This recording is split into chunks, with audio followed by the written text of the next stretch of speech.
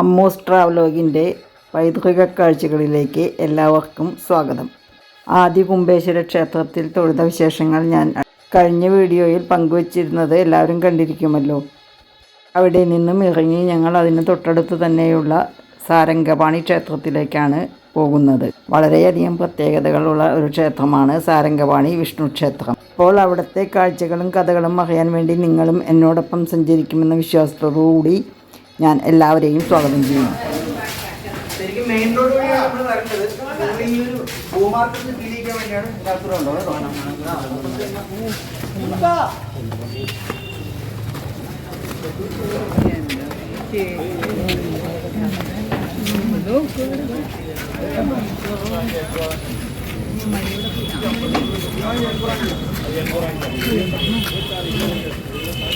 സൂര്യൻ ഉദിച്ച് വരുന്നേ ഉള്ളൂ. കടക്കാരൊക്കെ കടകളിലേക്ക് സാധനങ്ങൾ ഒരുക്കാൻ തുടങ്ങുന്നതേ ഉള്ളൂ. കുംഭകോണത്തെ കടകളും കണ്ടുകൊണ്ട് നമുക്ക് പതുക്കെ കാഴ്ചകളും കണ്ടുകൊണ്ട് മുന്നോട്ട് നീങ്ങാം.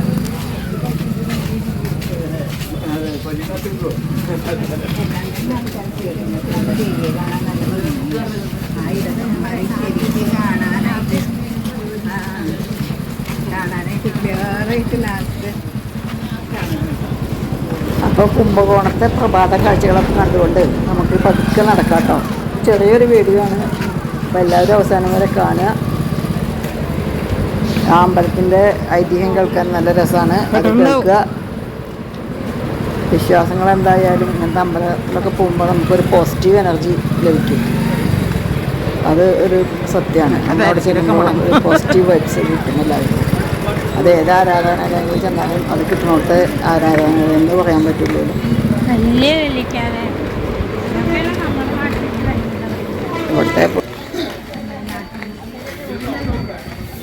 ചുവടക്കാർ സാധനങ്ങൾ നിർത്തി തുടങ്ങുകയുള്ളൂ.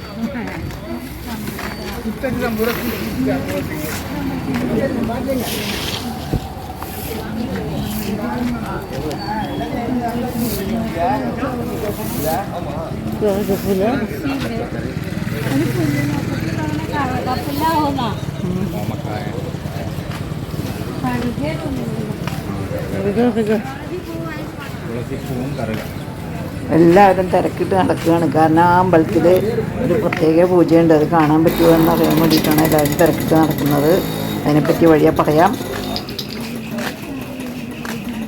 അമ്പലത്തിൻ്റെ മതിൽ കണ്ടു തുടങ്ങി. ഈ അമ്പലക്കുളം ഒന്ന് ശ്രദ്ധിച്ചോളൂ കേട്ടോ. അതിനെപ്പറ്റിയൊരു കഥയുണ്ട്. ആ കഥ പിന്നീട് ഞാൻ പറയുന്നതാണ്, അത് നിങ്ങൾക്ക് കേൾക്കാം. അപ്പോൾ അതിനെപ്പറ്റിയൊരു പ്രധാനപ്പെട്ട കഥയുണ്ട്. അമ്പലക്കുളമാണ് ഈ കാണുന്നത്. അതിൻ്റെ അറ്റത്തായിട്ട് ക്ഷേത്രത്തിൻ്റെ ഗോപുരം കാണുന്നുണ്ട്. ഈ കുളം ശ്രദ്ധിക്കുക. നല്ല ചെണ്ടുമല്ലിപ്പൂവുകളുടെയും ജമന്തിയുടെയും ഒക്കെ മണം അങ്ങനെ അടിച്ച് കയറുന്നുണ്ട്. അമ്പലം ദേ കാണുന്നുണ്ട്. അമ്പലത്തിൻ്റെ മതിൽക്കെട്ടാണ് ഈ കാണുന്നത്. തമിഴ്നാട്ടിലെ ക്ഷേത്ര മതിൽക്കെട്ടിനൊക്കെ ഇതുപോലെയാണ് നിറം കൊടുക്കുക എന്ന് തോന്നുന്നു. നമ്മുടെ ഇതാ ക്ഷേത്രത്തിൻ്റെ മുൻവശത്ത് എത്താറായിരിക്കുന്നു. അവർക്ക് ഉറങ്ങനെ ഓടിപ്പോണ്ട് എൻ്റെ ഇടയിൽ. ഒരു ചെറിയ ഗോപുരം, അത് കാണുന്ന വലിയൊരു ഗോപുരം കാണാം. തമിഴ്നാട്ടിലെ അമ്പലങ്ങളിലൊക്കെ പിന്നെ ഇങ്ങനത്തെ ഗോപുരങ്ങളാണല്ലോ പ്രത്യേകത. അത് കഴിഞ്ഞാൽ ഈ വീഡിയോ ഒന്നും എടുക്കാൻ പറ്റില്ല. ഇതുവരെ വീഡിയോയ്ക്ക് പ്രവേശനമുള്ളൂ കേട്ടോ.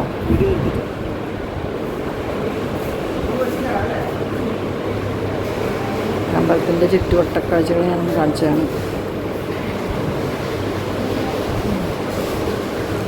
ഇത് അമ്പലത്തിൽ നിന്ന് തൊഴുത് ഇറങ്ങിയതിൻ്റെ ശേഷം എടുത്ത വീഡിയോ ആണ്. ഉള്ളിൽ കുറച്ച് ഭാഗത്ത് കൂറ്റൻ കരിങ്കൽ തൂണുകൾ നിറഞ്ഞ മണ്ഡപവും നീണ്ട വരാന്തി. പിന്നെ അവിടെ നിന്ന് ഒരു പശുക്കളെയാണ് രാവിലെ ദേവി കണ്ടുകൊണ്ടിരുന്നത്. കുറേ ദൂരം നടന്നിട്ടാണ് നമ്മൾ പുറത്തെത്തുക.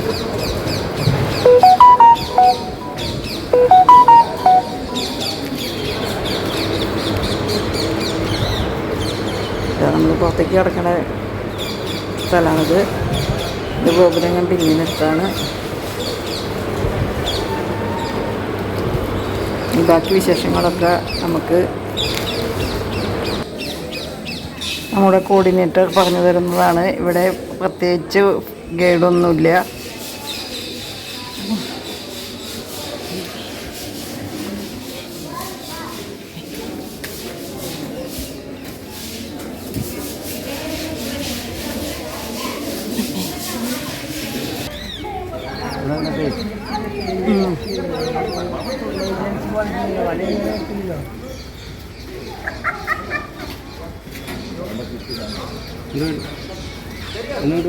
ആ വരാം ഈ അമ്പലത്തിനെ പറ്റിയിട്ട് പറയൂ.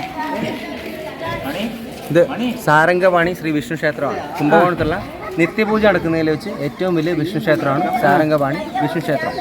അതുപോലെ ഈ ഒരു ക്ഷേത്രത്തിന് ആദ്യം മംഗളാംബിക കോമളവല്ലി എന്നാണ് ഇവിടുത്തെ ലക്ഷ്മി ദേവി അറിയപ്പെടുന്നത്. അതായത് ഇവിടുത്തെ പൊട്ടരമാരി കുളം എന്ന് പറഞ്ഞൊരു കുളത്തിൽ 1000 താമരപ്പൂവുകൾക്കിടയിൽ ഒരു താമരയിലാണ് ലക്ഷ്മി ദേവിയുടെ ജന്മം. അതുകൊണ്ട് തന്നെ ഇവിടുത്തെ ലക്ഷ്മി ദേവിക്ക് കോമളവല്ലി എന്നാണ് പേര്.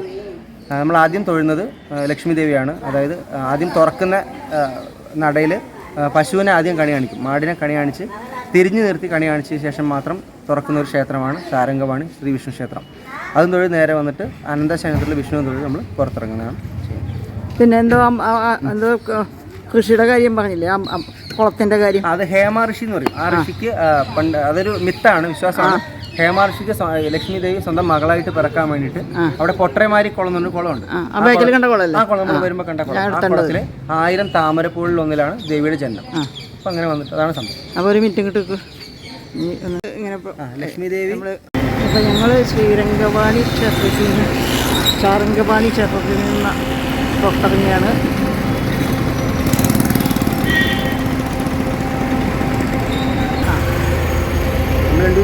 അബിയാളല്ലേ.